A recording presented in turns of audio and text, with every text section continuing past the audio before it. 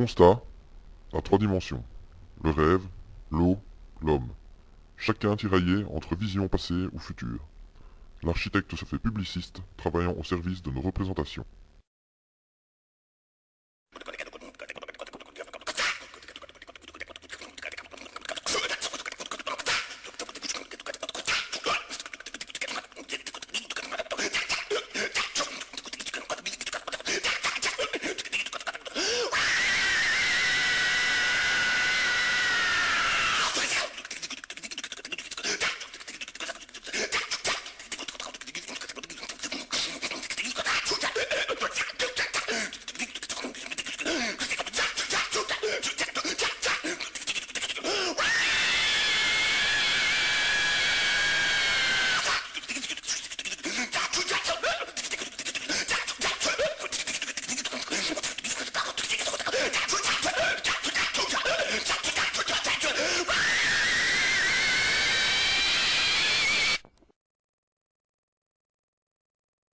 L'architecte publiciste vend du rêve sous standard.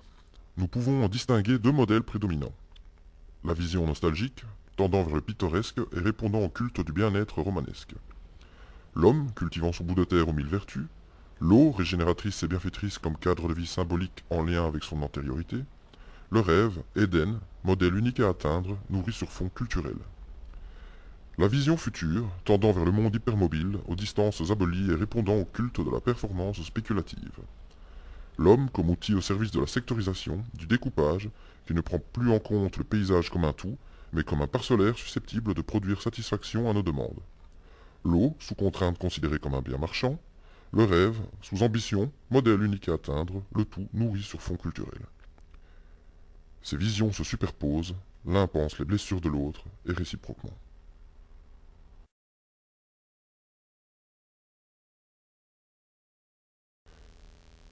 La Meuse verra donc se juxtaposer la conquête du territoire méga-discount à la volonté de renaturer l'artificiel. De ce tiraillement, entre vision passée et future, naît la déresponsabilisation du présent, un désengagement qui laisse libre cours à l'Éden de tout un chacun.